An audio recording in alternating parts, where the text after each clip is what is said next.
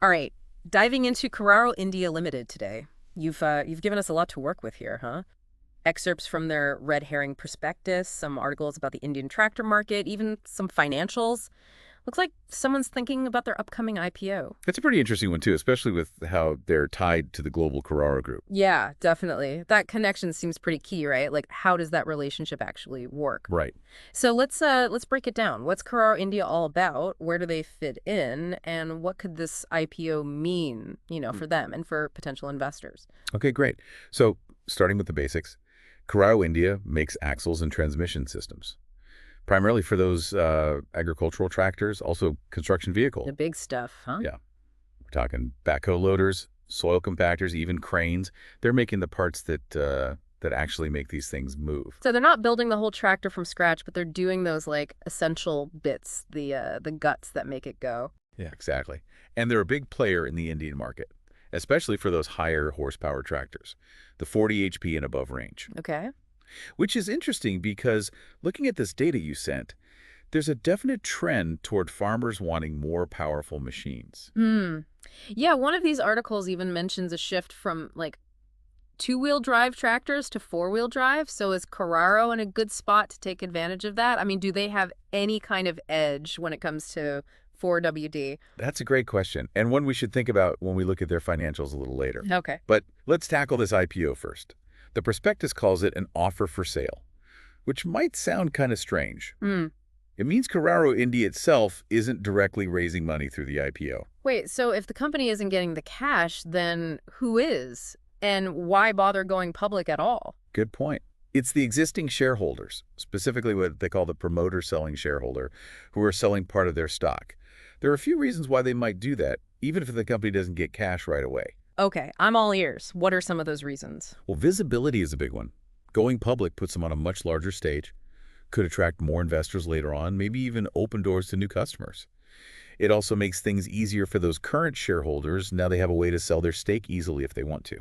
Makes sense. So even if this isn't a direct fundraising thing for Carraro India, it could set them up for something bigger down the line. Right. Okay, but let's zoom in on their market for a sec. Indian tractors. What's the scene there? It's a really dynamic market, Yeah. and it's definitely growing. Like we said, there's a shift happening towards more powerful tractors, especially in that 41 to 50 HP segment. And Carraro seems to have a good foothold there. They've got a pretty significant share of the market, particularly in that range. Oh, interesting. And that ties back to the whole horsepower trend, right? Yeah, Now, we know Carraro India is part of the global Carraro group. Does that impact their position in the Indian market at all? absolutely. Being part of a larger group like that gives them access to resources and expertise. Yeah. Things they might not have on their own. Mm. And it gives them, a sense of stability, makes them look more credible, especially when they're dealing with international customers. Okay, so that relationship with the Carraro group seems like it could be a make it or break it thing for investors to consider. Right. Now, I know we got to look at the numbers eventually, those financials. Ugh, they can be kind of intimidating. Yeah. But I'm sure you can help us figure out the important parts. What should we be focusing on here? Well, one thing that jumps out is their history of revenue growth.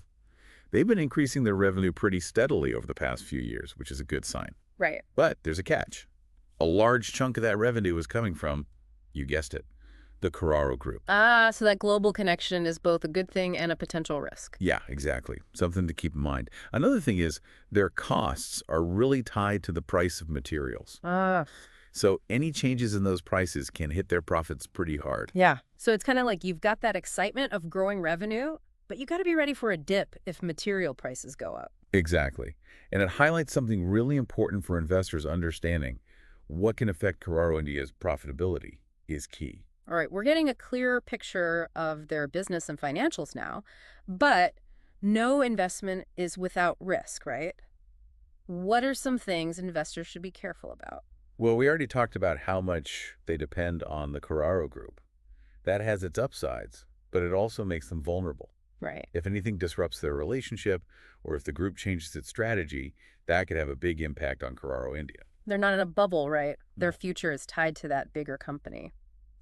What about risks specific to the Indian market? Anything to watch out for there? Definitely. Competition.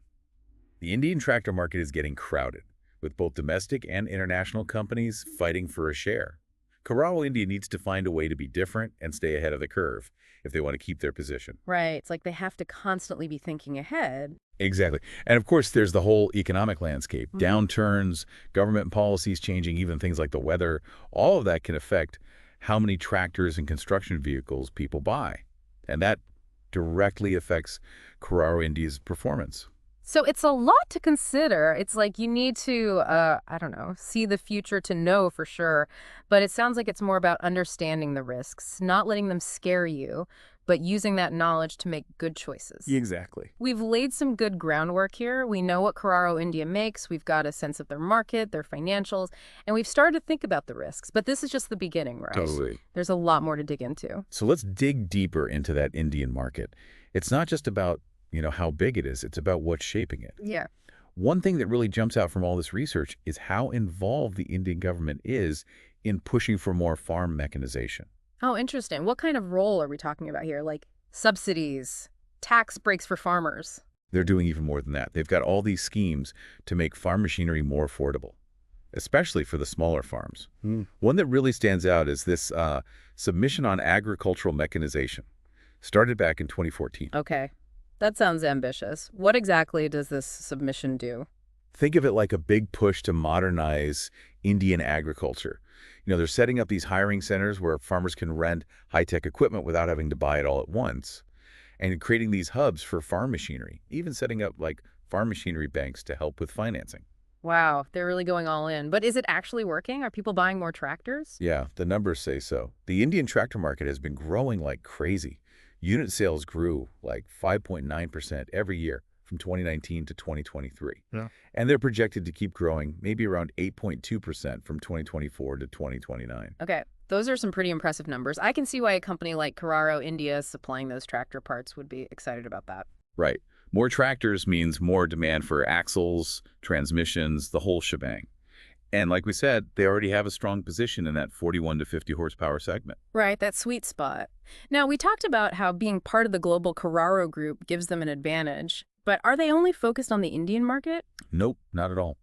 They're definitely going after those export opportunities, and actually a good chunk of their revenue comes from international sales already. Oh, so they're not putting all their eggs in one basket. That could help if the Indian market slows down. Smart. But back to those Indian tractor trends for a second. Anything else interesting happening there? Well, besides that shift to higher horsepower, we're also seeing more and more farmers choosing four-wheel drive tractors, especially in areas with tougher terrain. Yeah, that makes sense. As farming gets more intense, they need equipment that can handle it. But you know what really caught my eye in all this research? Electric tractors. Are those like a real thing in India? They are, yeah. Although they haven't really caught on as fast as other electric vehicles in India, like cars and motorcycles. Why do you think that is? Is it a price thing? Price is definitely a factor. Electric tractors cost a lot more upfront than the regular diesel ones. For a lot of farmers, especially the smaller ones, that's just too much to spend at once. Yeah, I can see that. It's a big investment. And then there's the whole infrastructure thing. A lot of rural areas don't have enough charging stations. And that's a problem if you want to use an electric tractor. So it seems like electric tractors have potential, but they've got a way to go in India. Be interesting to see what happens over the next few years. But hey, Carraro India isn't just about tractors, right? They're also big in the construction vehicle market. Totally. And that market's booming in India, too.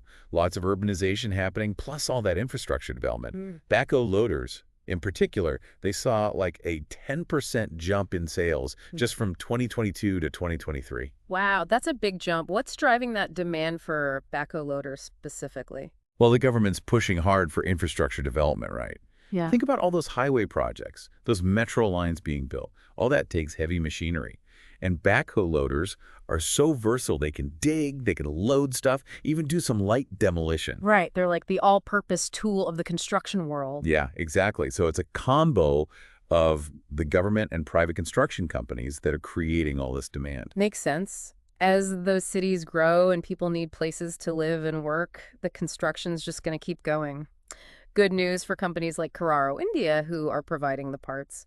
But let's zoom in on one specific area here, the construction vehicle axle market. That's their main thing, right? What does that market look like in India? Well, it's dominated by what they call in-house or captive manufacturers, companies that make axles for their own construction vehicles.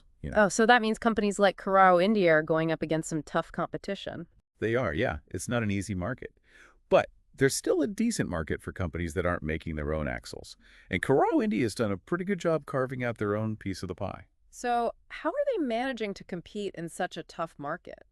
Well, they've got a good reputation for quality, and they offer a wide variety of axles for different types of construction vehicles.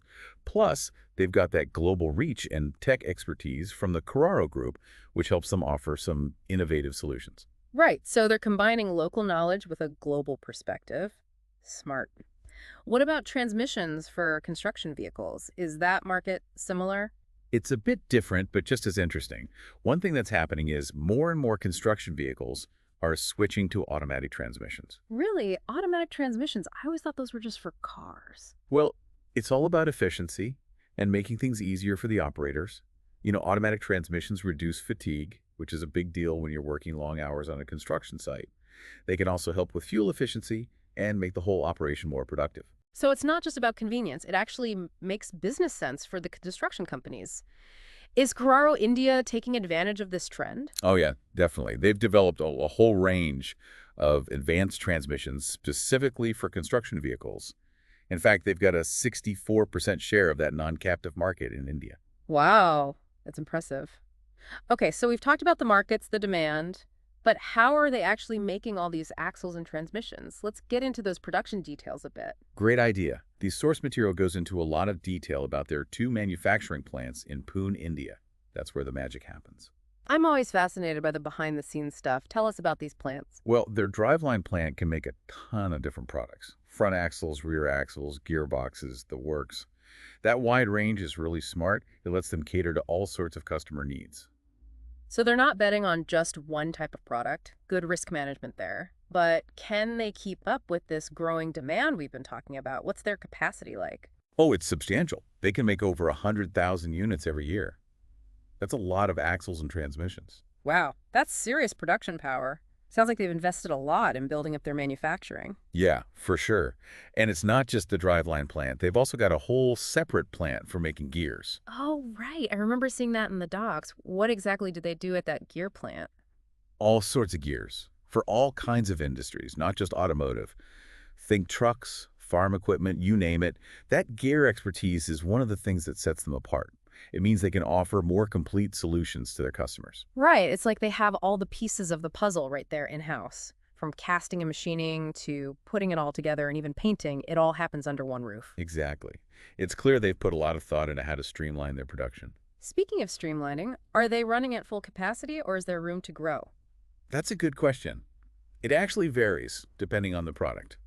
For those four-wheel drive front axles, their capacity utilization's around 86%. So they're getting pretty close to maxing out for those specific axles. Yeah, they are. But for other things, like planetary axles, they're not using as much of their capacity. So in some areas, they might need to boost capacity to keep up with future demand. It's a constant balancing act, isn't it? Trying to match production to what the market wants. Okay, so they've got the products, they're making them. How do they actually get them to their customers? What does their distribution network look like?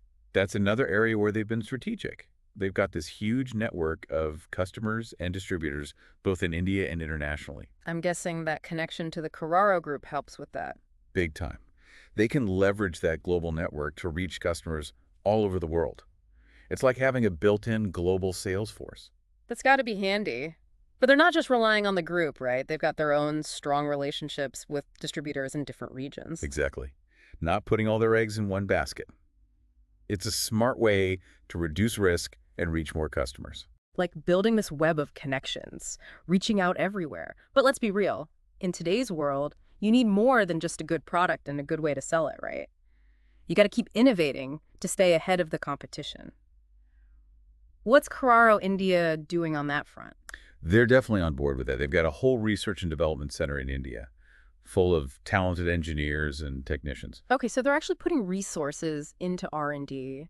What are they focusing on? All sorts of projects, from making their current products more efficient to developing cutting-edge things like those advanced transmissions with electronic controls. So they're not afraid to try new things, but are they protecting their ideas? with patents and trademarks? Absolutely. They've got several patents and trademarks that help them stay ahead.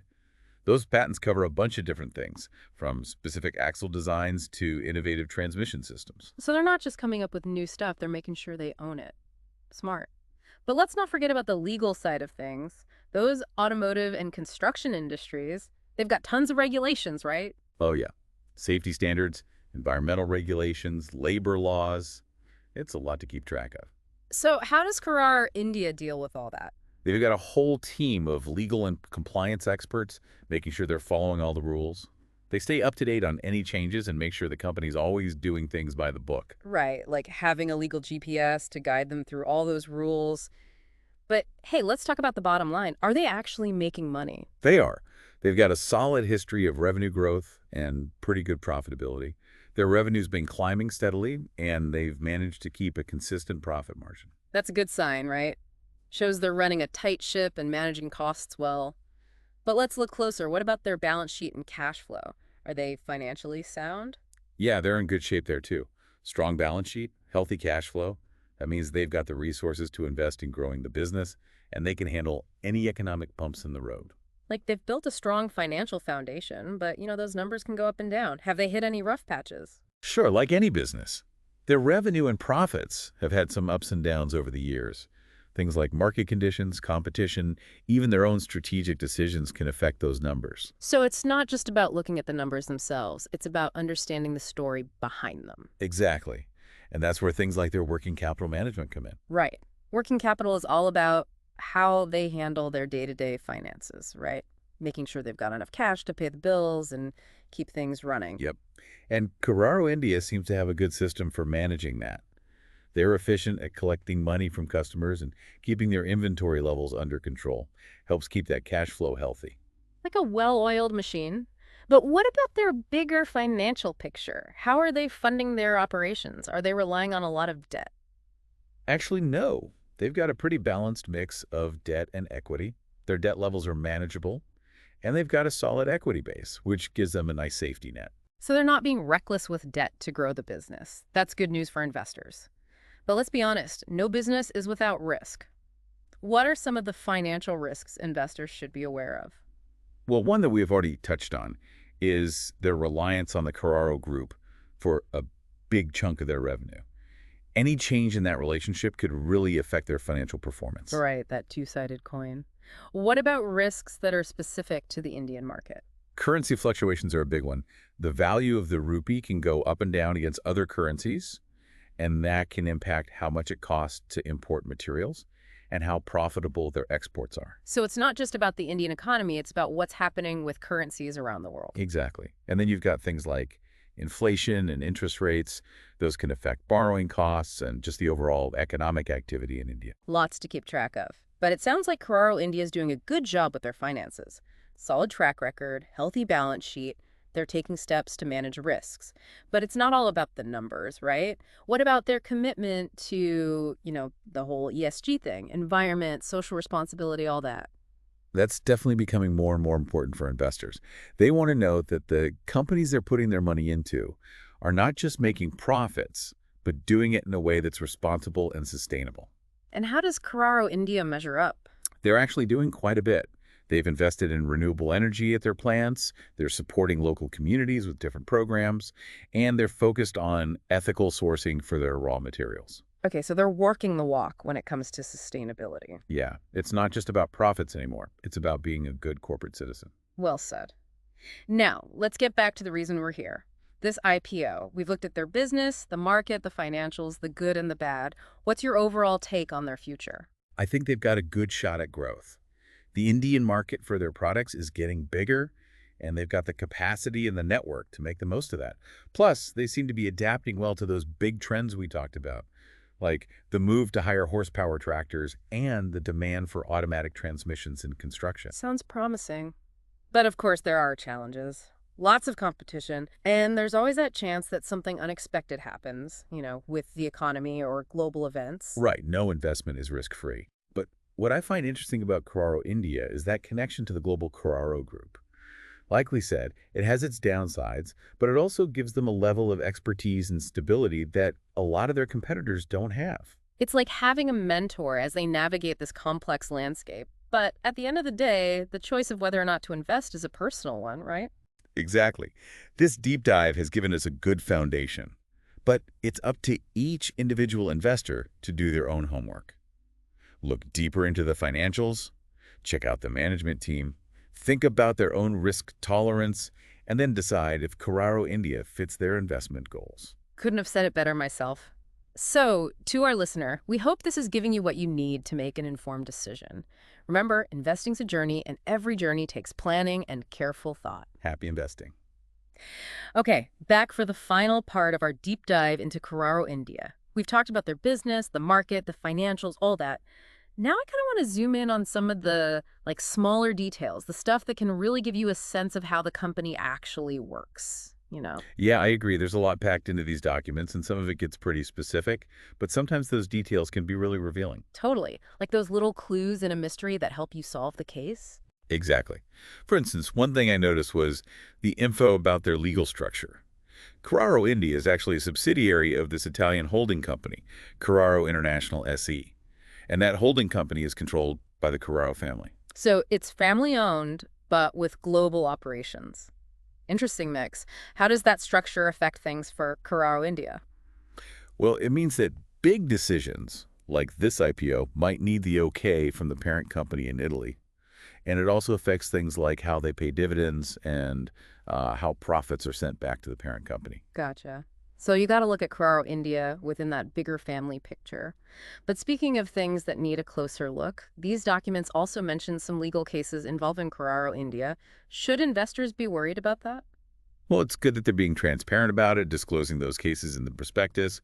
Most of them seem to be about tax disputes and some contract issues, which, happen sometimes with big companies. So it's not like they're being investigated for fraud or anything serious like that. Right. And Carraro India says they're confident they'll be able to resolve everything favorably. But still, it's something for investors to keep in mind when they're weighing the risks. Transparency is key, for sure. But let's shift gears for a minute and talk about some of those less tangible aspects. Their corporate social responsibility stuff. How committed are they to sustainability, ethical business practices, all that? They seem to be putting in real effort there. They talk about investing in renewable energy at their plants, supporting the local communities, and making sure their raw materials are sourced ethically. Okay, that's good to see. It's not just about the bottom line anymore, right? Companies need to be good citizens too. Definitely. It's about realizing that a company's success is tied to how it treats its employees, the community, and the environment. Well said. But let's get back to the main reason we're here, this IPO.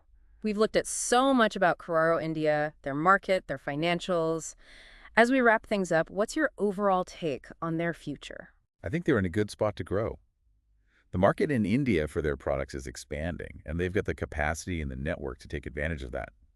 They're also adapting to those key trends, like the shift to higher horsepower tractors and the growing demand for automatic transmissions. That's definitely positive. But I know there are always challenges. Competition's tough, and there's always the chance that the economy or some global event could throw them off course. Absolutely. There's no such thing as a guaranteed investment. But what makes Carraro India stand out to me is that connection they have to the global Carraro group. It has its pros and cons, like we discussed, but it also gives them a level of experience and stability that many of their competitors just don't have. Like having a seasoned advisor guiding you through those tricky parts, but in the end, whether to invest or not, that's a personal decision. Exactly. This deep dive has given us a solid framework to understand Carraro India, but it's really just a starting point. Every potential investor needs to do their own research. Really dig into those financials, look closely at the management team, think about how much risk that they're comfortable with, and decide if this aligns with their goals. Well put. So, to our listener, we hope this deep dive has given you the tools you need to make an informed decision. Investing is a journey, and like any journey, it needs careful planning and thoughtful consideration. We've explored Carraro India in detail, from their business model and market position to their financials and future prospects, and even how this upcoming IPO fits into the picture. Remember, this is just a starting point. Your own research is key. Thanks for joining us on this deep dive and happy investing.